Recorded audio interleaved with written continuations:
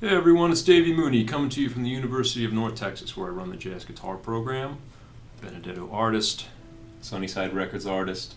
Got my 4 Sunnyside CDs up here, and the new one is coming way back.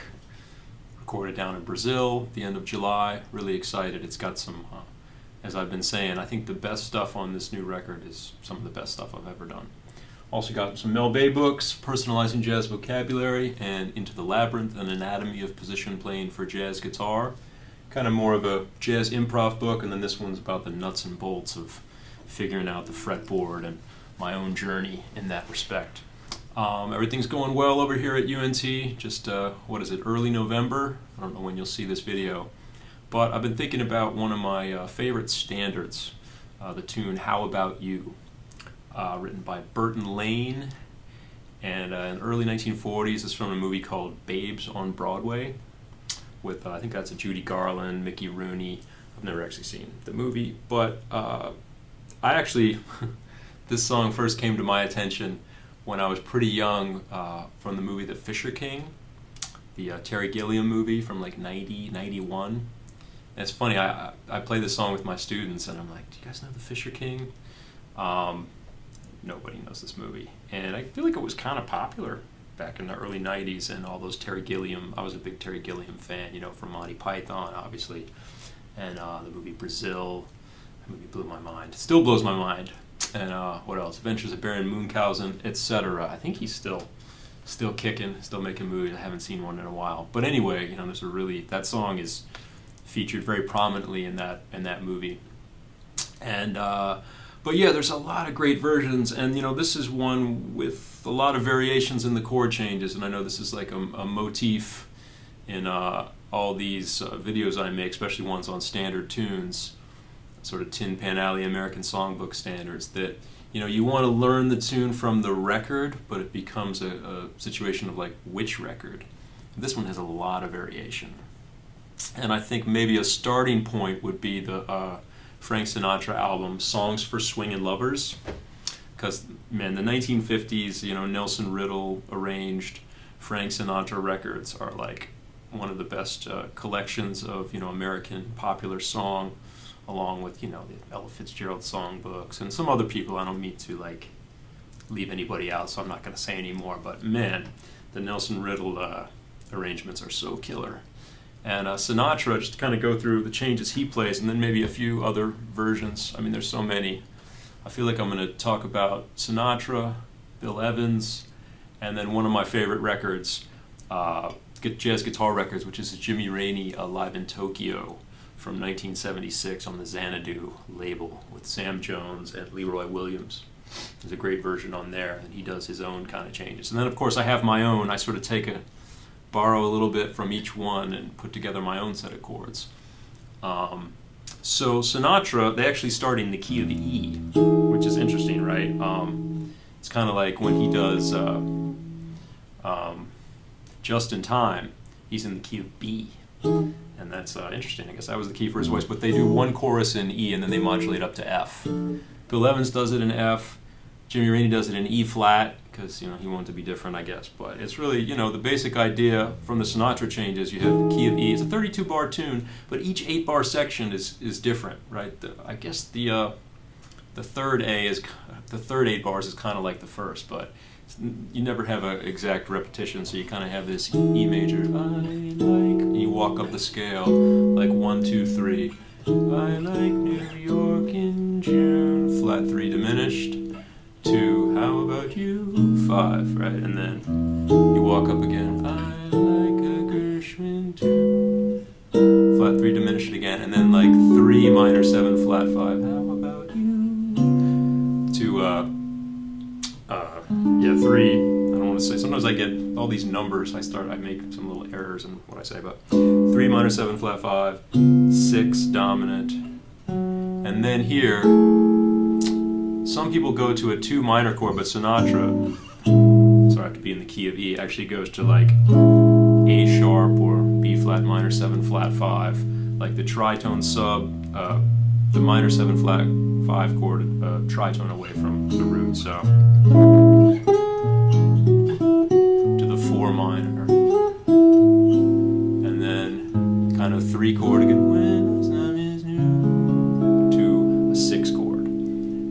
pretty different than what, you know, what Bill Evans does or when you're improvising over this tune. So again, you got I like New York in June, 1, 2, 3, flat 3 diminished 2, how about you, 5, and then 1, walk up again, 2, 3, same thing, but then like 3 minor 7 flat 5 to 6 dominant, and then like an A sharp minor 7 flat 5 down to like an A flat minor to the 3 chord, or 1 6, I guess you could call it, like an E major with a 3rd in the bass to the 6, and then right to the major 3. You sort of modulate to the key of the 3 in this case because we're in the key of E, which is bizarre. I probably should be analyzing this in E flat or F, but we're looking at Sinatra, so we got to give him his due. So basically, you go to the key of A flat major for a second, but it's all over like a dominant pedal, so it's all over like an E flat pedal. A lot of people, when they get to this chord, they sort of turn around in that key, so they'll go 1 6 2 5 1 in the key of, in this case, A flat, the 3, the major 3. And then often, like, it's kind of like if you watch my Triste video, it's kind of like this thing too, where they'll go, so it's the major 3, and then it kind of becomes a dominant 6, dominant 2 5, back to E. So that's the first half of the song. Then it starts, like I said, the third 8 bars is similar to the first 8 bars. So,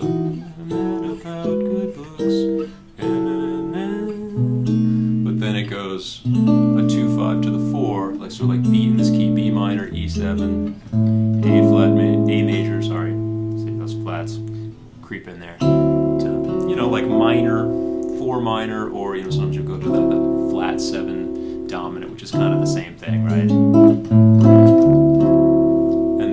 This is kind of a fun part. So he goes, Sinatra and Nelson Riddle, they go like 1 6, so like a E major over G sharp. That the picture show when all the lights are low. So it's kind of like almost C7, or it's probably B sharp 7, isn't it? With with F double sharp in the bass. No. It's a C7 with a G in the bass. Maybe it's kind of a G diminished, but you kind of get the sense that you get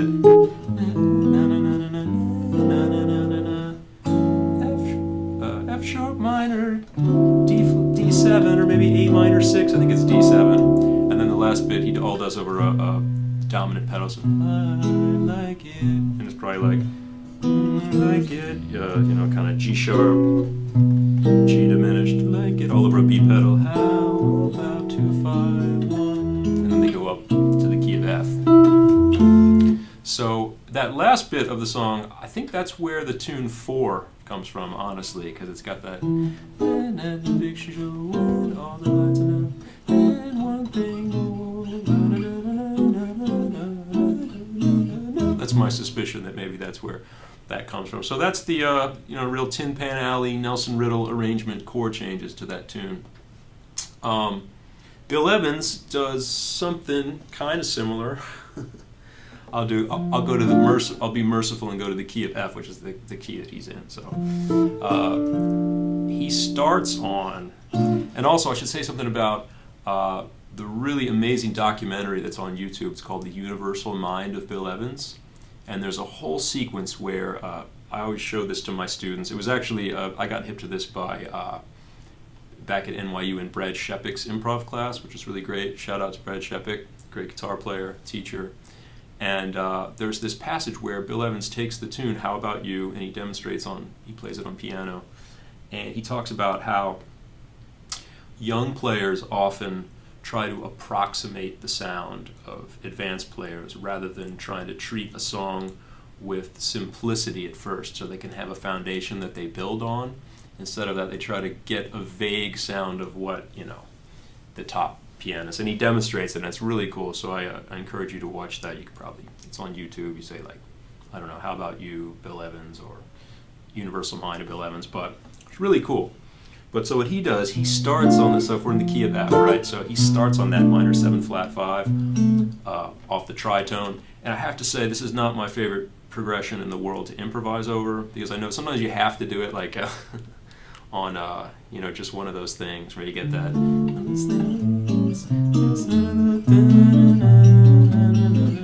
do that.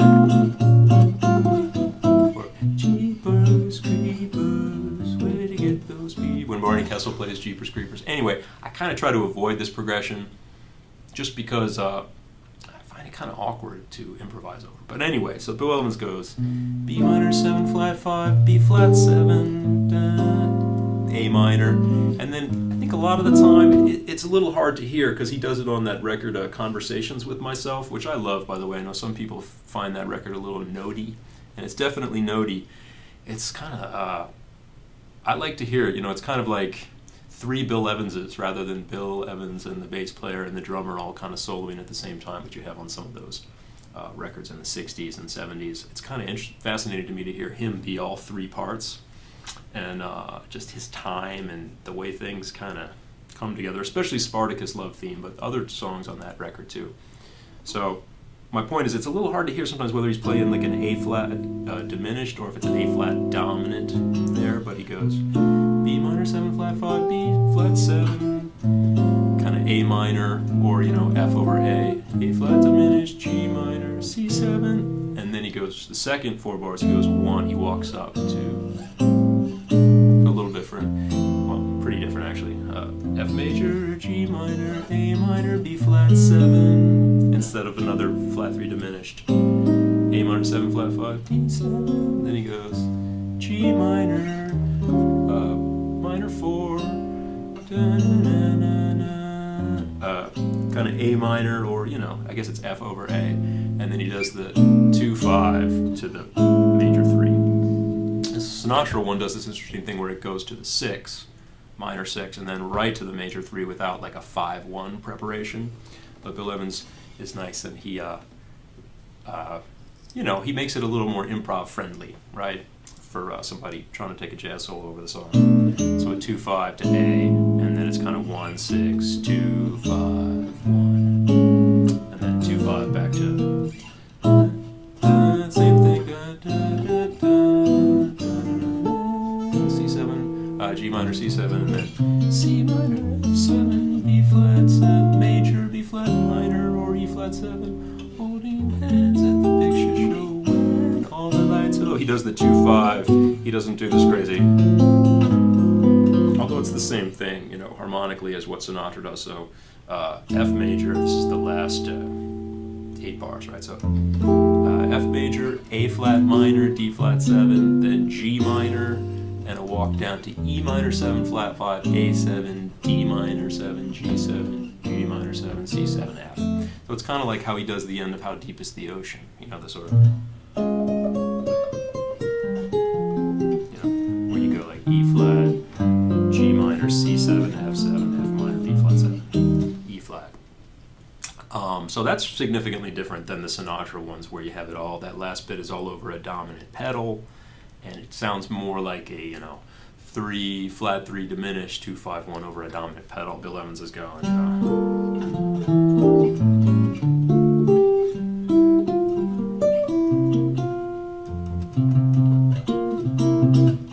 So that's 2 versions right there. So I guess you could go with the Bill Evans changes and feel pretty confident that it's going to get you through the melody and pretty comfortable to improvise on. But there's I got to give some love to Jimmy Raney, who I still think, we talk about him a little bit, very underrated still, and his discography is so scattered. It's not, you can't find this on the streaming services, Xanadu label, and it's a drag because I don't know if you can find the Barry Harris record from the same, it's got to be the same tour. I think they called it like the Silver Session Tour. I think there's a reissued CD. I don't know if it's a box set, but I was reading on the internet about it with some liner notes about this tour that they did. Was Charles McPherson on it? Somebody like that. But it's Jimmy Raney, Sam Jones, and Leroy Williams, and there's a whole album. 1976, live in Tokyo. There's a Barry Harris, like I was saying, there's a Barry Harris album with the same trio, and that's basically Barry Harris's trio. That's one of the best Barry Harris records. But they do the Jimmy Raney one. They do all kind of cool songs. This is the first song on the album.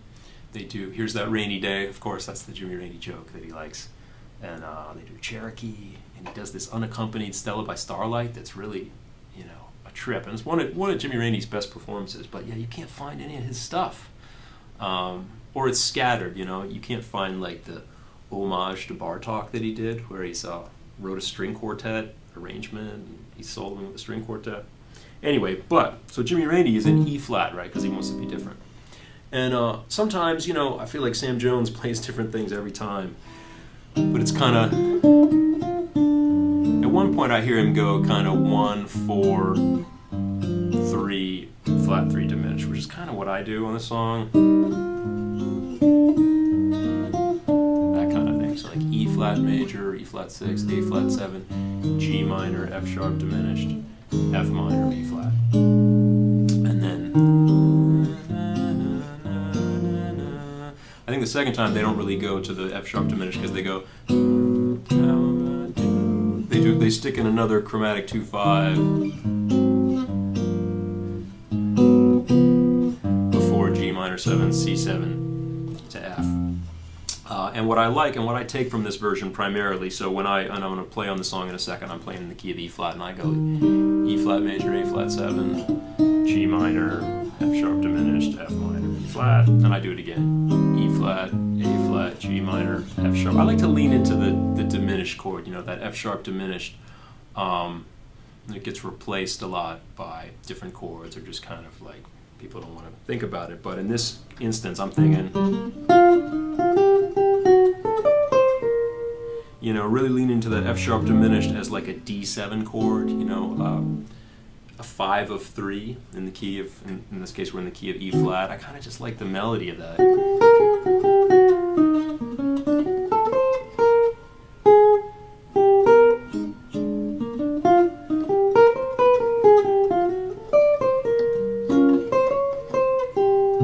And the other thing I like about this Jimmy Raney version is instead of going to F minor to A flat minor, instead of going 2 and then minor 4 1, he does an F dominant, and I kind of like that sound. So like F7, D flat 7 to E flat major. So I do that. Although I think what they do there is kind of interesting. They kind of go F7, D flat 7, and kind of like a 2/5 back to E flat, or a 5 back to E flat, and then right to G without the 2/5 that Bill Evans does. So Bill Evans is kind of the only one of this crop of versions of this song. The Oscar Peterson version follows the Sinatra pretty closely, but Bill Evans is the only one who gives us a 2/5 before the major 3 chord. So Jimmy Raney.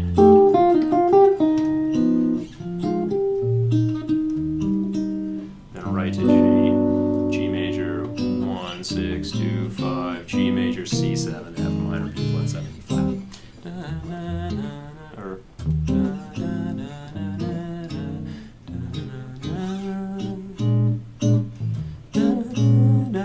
2/5 to the 4 chord, and Jimmy Raney does something else different. He goes.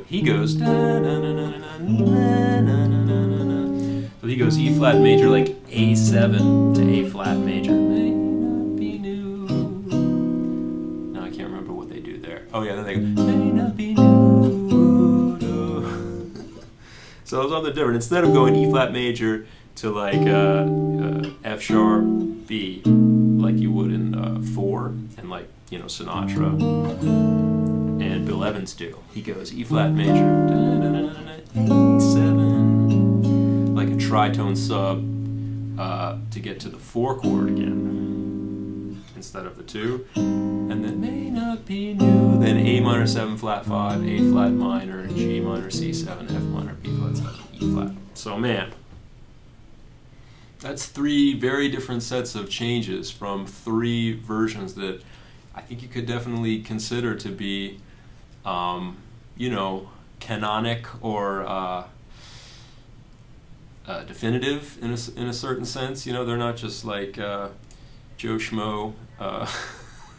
Sorry, like they're famous jazz musicians playing this song back in the day, and it's all different. So it's like, what chord changes do you do? Do you just go to the fake book or the iReal Pro? I think that's why maybe there's a usefulness to fake books, or to digital fake books like we have these days on our phone. Like I said, I kind of have my own set of chords. I borrow a lot of the Jimmy Raney stuff. Well, mainly this. I like that, and then I like to go, to E flat, and then I like to give a 2/5 to the G, just to give it a little break, and then at the end I do the.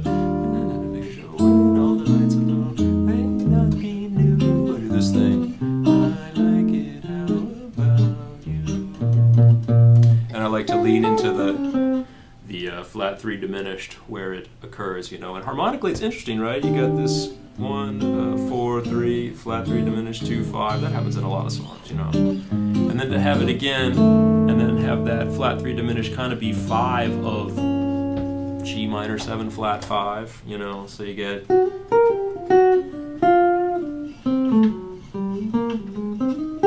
And sometimes, you know, if you try to play every chord, it can sound a little goofy. Sometimes I just try to play like 1, and then hit the flat 3 diminished and go to 2.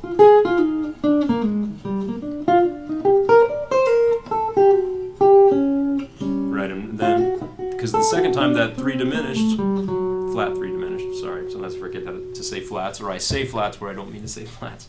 It's kind of, like I said, 5 of the 3 minor 7 flat 5, like sort of D7 to G minor, but then it's a minor 7 flat 5.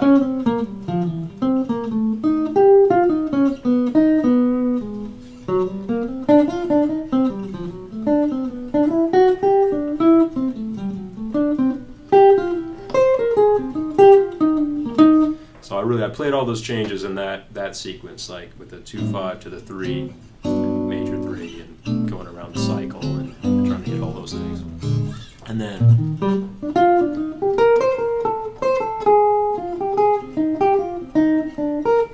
2-5 to 4,